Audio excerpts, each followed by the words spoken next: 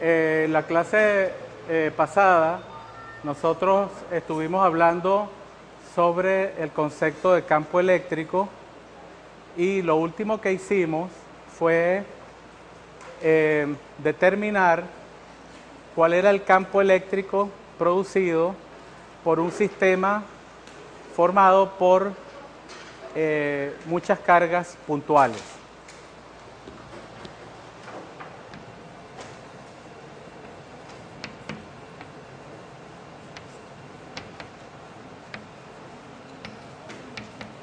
Tenemos entonces cargas puntuales, Q1, Q2, Q3, hasta Qn. Todas estas cargas forman un sistema que yo voy a denominar de ahora en adelante sistema de cargas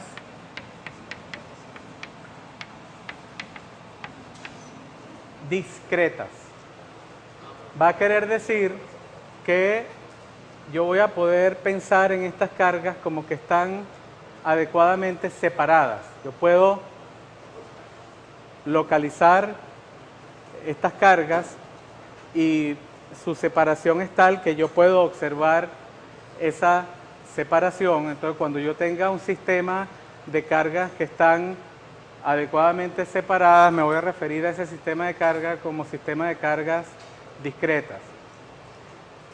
Nosotros el viernes llegamos a una expresión de cuál era el campo eléctrico que producía este sistema de cargas discretas en un punto cualquiera del espacio.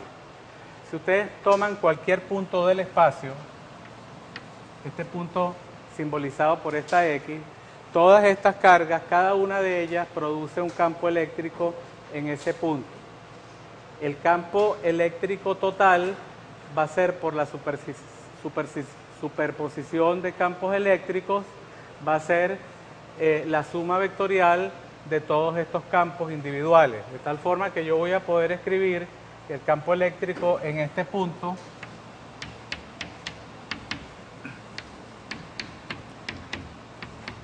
va a ser el campo eléctrico debido a la carga 1 en ese punto, el campo eléctrico debido a la carga 2 en ese punto, más el campo, todos los campos, incluyendo el campo eléctrico que produce la carga N en ese punto.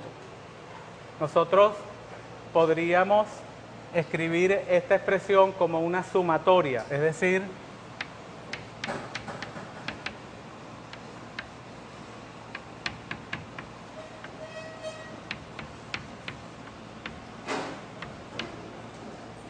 una sumatoria en la cual el coeficiente I va a tener valores desde 1 hasta n.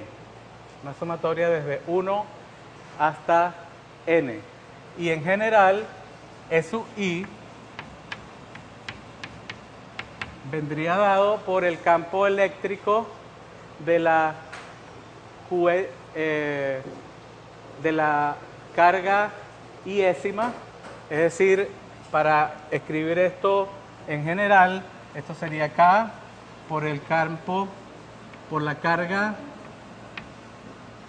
I dividido entre la distancia de esa carga hipotética I al punto donde yo quiero calcular el campo.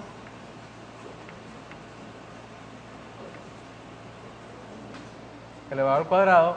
R sub I es la distancia de la carga I al punto donde quiero calcular el campo. Aquí la tengo que elevar al cuadrado y a continuación tengo que colocar un vector unitario que va a ser el vector unitario que va de la carga Q sub I al punto donde quiero calcular el campo eléctrico.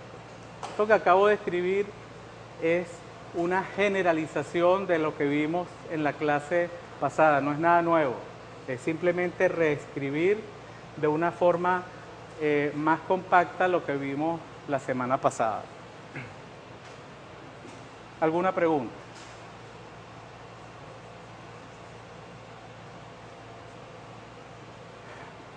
Bueno, fíjense lo siguiente. Si yo puedo determinar en este punto o en cualquier punto del espacio el campo eléctrico, es decir, supóngase que yo puedo calcular el campo eléctrico acá. Si yo ahora en este punto coloco una carga Q, digamos, ahora coloco allí una carga Q, la fuerza que siente esa carga Q debido a esta distribución de cargas discretas está dada por el producto de la carga que yo coloco en el punto multiplicada por el campo eléctrico que existe en ese punto. Por favor, señores.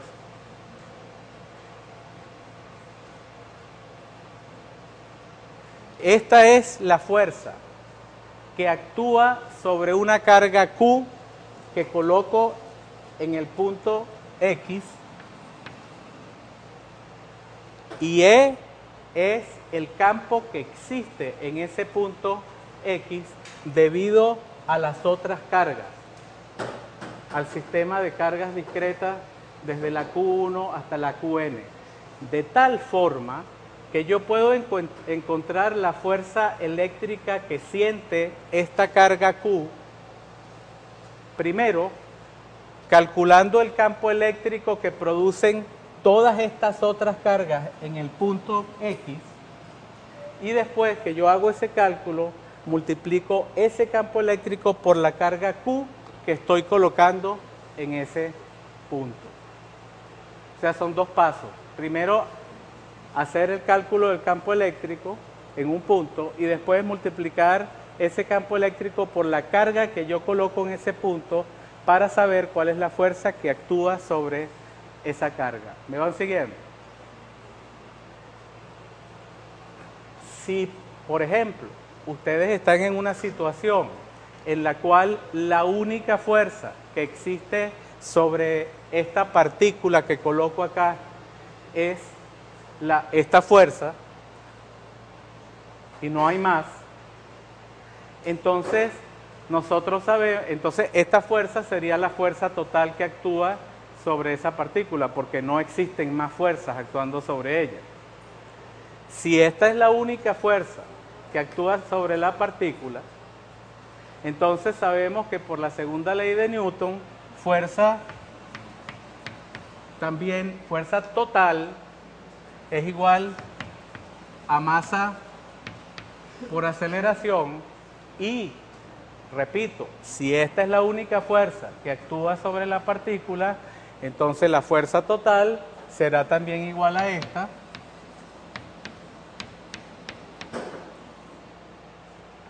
y de acá nosotros vamos a poder encontrar la aceleración de la partícula. Si yo tengo la aceleración de la partícula, yo puedo encontrar la velocidad. Yo puedo encontrar la velocidad porque yo sé que hay una relación entre aceleración y velocidad que dice que la aceleración es la derivada de la velocidad con respecto al tiempo. La velocidad de la partícula que yo coloco en este punto. Y de acá, ustedes saben por física 1 que la velocidad puede ser obtenida integrando la aceleración. No voy a entrar en detalles porque eso es física 1, ustedes tienen que repasar eso. Sabiendo la velocidad, nosotros sabemos que la velocidad es la derivada del vector posición de la partícula con respecto al tiempo. El vector posición es R, vector posición de la partícula. De acá, nosotros sabemos por física 1 que el vector posición puede ser encontrado integrando la velocidad. En esta seguidilla,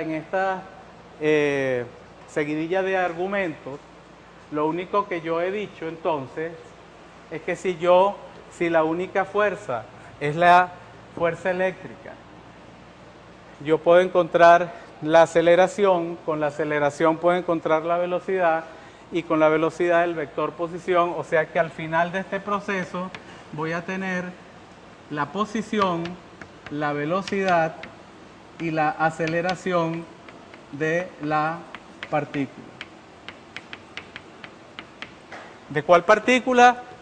De esta partícula para el cual yo calculé esta fuerza, y esta fuerza la calculé con la carga de esa partícula multiplicada por el campo eléctrico en el punto donde está esa partícula. Ya ustedes entonces se dan cuenta que hay una serie de situaciones que en este momento se podrían resolver en principio. Nosotros vamos a hacer algunos problemas durante esta semana. Simplemente estoy recordando algunas cosas teóricas de Física 1 para que ustedes vayan calentando los motores en ese sentido. Fíjense, voy a hablar sobre ahora un sistema de cargas o un sistema cargado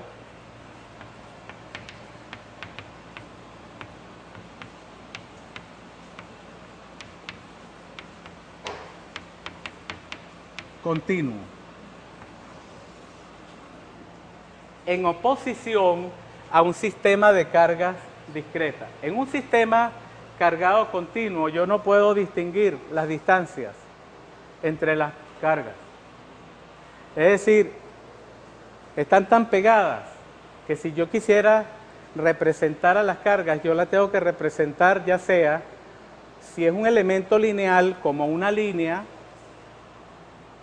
si la carga está sobre una superficie, entonces la tendría que representar simplemente como una superficie, o si la carga está en un volumen, tendría que representarla como un volumen.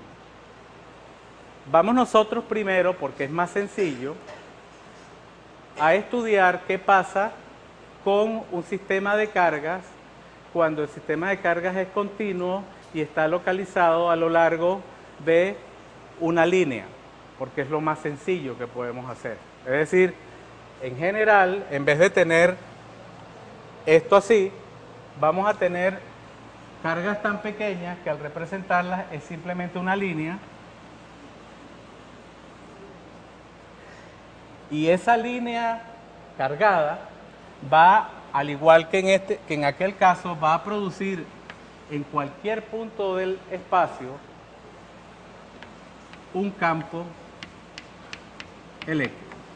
Y la pregunta es cómo nosotros podemos calcular ese campo eléctrico cuando las cargas no están separadas o no son discretas como este caso. Vamos a hacer esto con ejemplos. Es decir, a medida que yo voy resolviendo algunos ejemplos, ustedes van a ir entendiendo cuál es la metodología general que ustedes deben seguir para poder resolver un problema de este tipo de sistema de carga continuo. El primer ejemplo que yo voy a tocar es suponer que tengo un aro que tiene un radio igual a A pequeño y ese aro tiene una carga continua.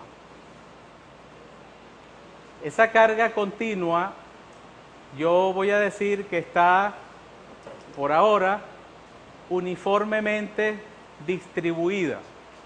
Es decir, que si yo agarro secciones de ese aro y divido la carga de una pequeña sección entre la longitud de esa pequeña sección, eso me da un número. Si me voy a otra sección del aro de otro tamaño y agarro la carga de esa sección y la divido entre la longitud de esa sección, eso me va a dar el mismo número que anteriormente. Vamos a hablar también de eso continuamente durante esta clase y las próximas clases de esta semana. El ejemplo es, de nuevo, el siguiente. Vamos a suponer que yo tengo un aro que tiene carga distribuida uniformemente. Ese aro tiene un radio A. Pero ahora vamos a colocarlos de esta forma. En vez de que yo estoy mirando el aro, que ustedes lo están mirando de frente, yo lo voy a colocar así. Y voy a tratar de dibujar eso en el pizarrón. Acuérdense que el aro está ahora así.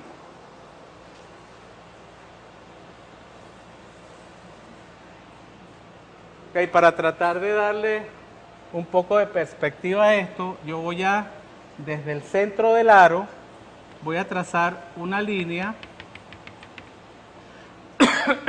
O sea, tengo el aro y desde el centro paso una línea imaginaria.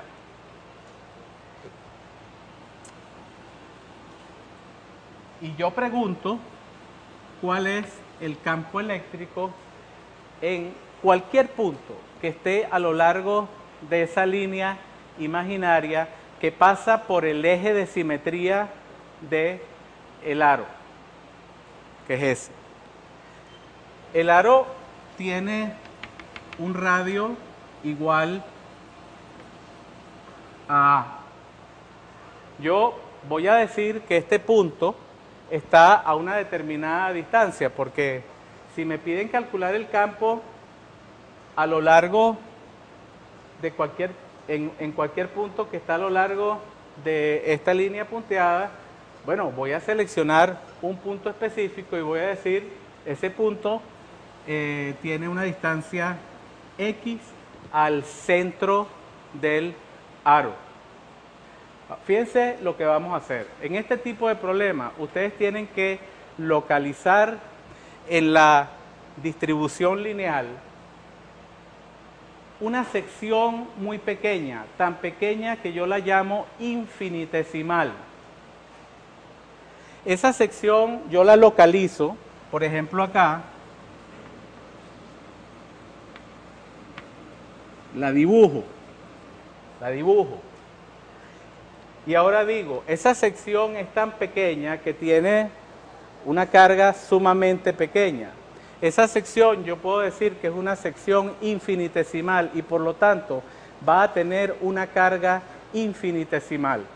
Si yo quiero simbolizar una carga infinitesimal, yo la voy a simbolizar por dQ.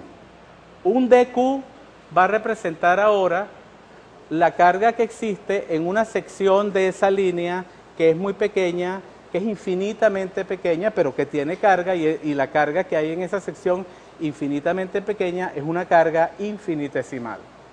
Y ahora yo me voy a preguntar cuál es el campo eléctrico que produce esa pequeña sección infinitesimal. Entonces, ahora paso a dibujar la distancia que hay entre esa sección infinitesimal y el punto donde yo quiero calcular el campo eléctrico. Hago esto. Y a ese vector yo lo puedo llamar, por ejemplo, R. Nosotros sabemos que la carga que existe acá va a producir un campo aquí. Eso lo sabemos. Ahora tengo que hacer esto mismo allá, porque este es un caso específico. Entonces acá voy a seleccionar un diferencial de Q, una pequeña sección de ese aro.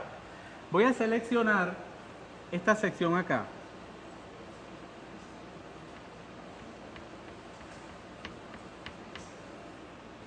Y la voy a llamar, igual que acá, la voy a llamar dQ.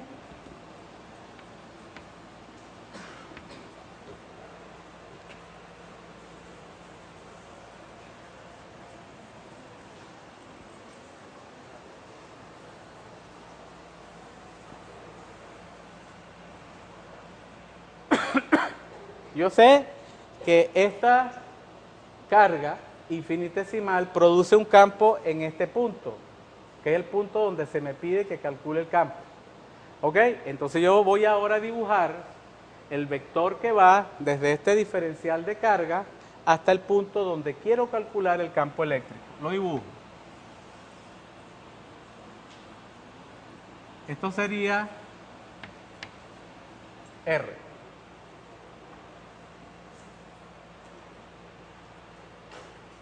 A continuación, yo me puedo preguntar o tengo que saber de qué signo es la carga con la que está cargada ese aro. Vamos a suponer que está cargada positivamente. Si todo el aro en todas sus secciones está cargado positivamente y en esta sección específica es positiva también, me hago la pregunta: ¿en qué dirección en este punto irá el campo que produce este diferencial de Q, que es positivo? ¿En qué dirección irá el campo acá? Solamente el campo producido por esta pequeña sección infinitesimal. Todos sabemos que iría en esta dirección. Eso es esa flecha, es el campo eléctrico que produce solamente esa sección infinitesimal del aro. Como esto es el campo que produce una sección infinitesimal del aro, entonces este también va a ser un campo infinitesimal, porque corresponde al campo que produce una carga infinitesimal. Y yo lo voy a representar de esta forma, D, E. Es un campo eléctrico, pero esta D delante del campo eléctrico me va a querer decir que es una porción pequeña del campo eléctrico que produce todo el aro, específicamente la que produce esta sección infinitesimal del aro. ¿Alguna pregunta?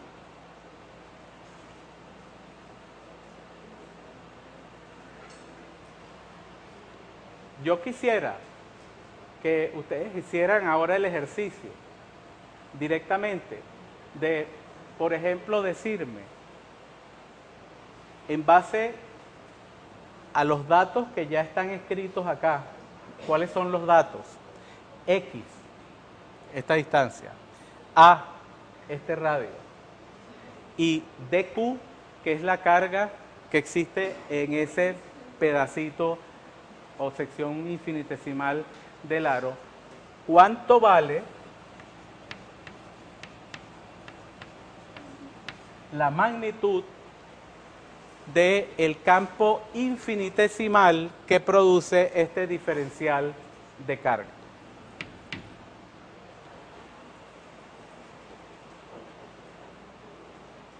En analogía con esta expresión, fíjense, el campo eléctrico que produce una carga Q sub I en un punto que está localizado a una distancia R sub I es este.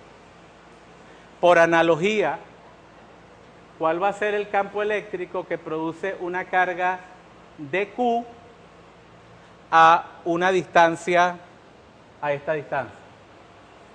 Por analogía con esta forma. K, ¿por cuál carga? ¿Cuál es la carga que produce el de dQ? Por dQ. Entre la distancia al cuadrado de esa carga al punto donde quiero calcular el campo. ¿Cuál es la distancia al cuadrado de esa carga de Q al punto donde quiero calcular el campo? Será A cuadrado más X al cuadrado, porque cuadrado de esto más cuadrado de esto me da esta distancia al cuadrado. Esa es la magnitud. Fíjense, ya tenemos algo. Esa es la magnitud del campo producido por esta carga dQ. Muy bien.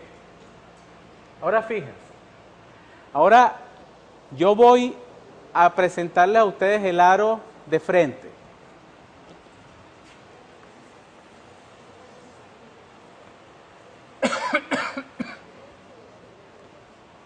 Este es el radio A. ¿Dónde está allí el diferencial de Q? El DQ.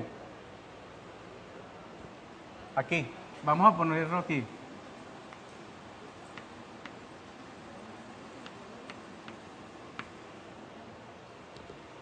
Yo voy a representar el elemento simétrico. Otra sección infinitesimal del mismo tamaño, pero simétrica con respecto al DQ inicial. ¿Dónde estaría este DQ en esta figura? Aquí.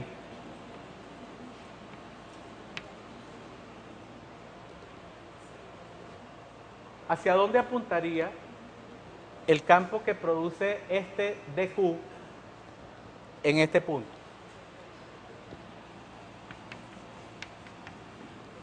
Me toca dibujarlo con una magnitud. ¿Cómo sería la magnitud del campo eléctrico que produce este DQ en este punto? Igual a esta. ¿Por qué?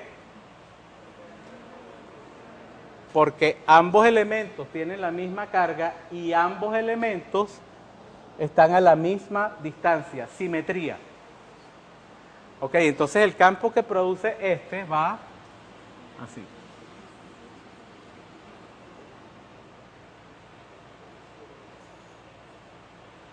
¿Qué pasa con las componentes verticales de estos dos campos?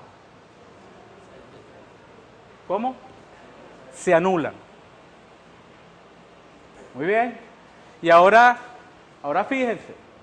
Ahora me voy a otro DQ.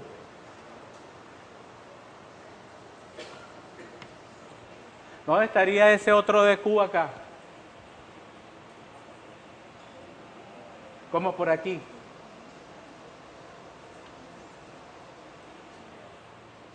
Como por ahí. Y dibujo el simétrico.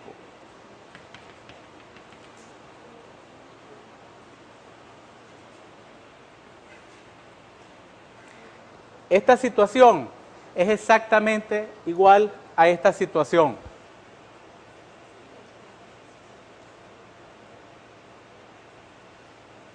La componente Y, o sea, las componentes perpendiculares a esta línea punteada, se anulan por pares.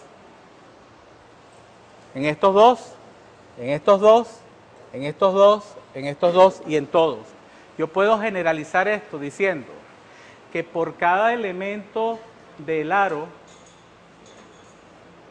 por cada DQ del aro, hay un simétrico opuesto, que la suma de los dos campos eléctricos resulta en que el campo eléctrico en la dirección perpendicular a esta línea punteada da 0. Esto es una cosa que ustedes deben pensar, deben reflexionar sobre esto que estoy diciendo. Si alguien después de la clase se acerca, yo les puedo explicar con mayor detalle, o en mi oficina. Acuérdense que tengo consultas mañana martes a las 11:30. Entonces, esta es una cosa súper importante que ustedes deben saber manejar. ¿Por qué la componente Y del campo, en este caso, se anula? Por esta simetría. De tal forma que la única componente del campo, de este campo, que me interesa es la componente X. Porque las componentes Y se anulan por pares.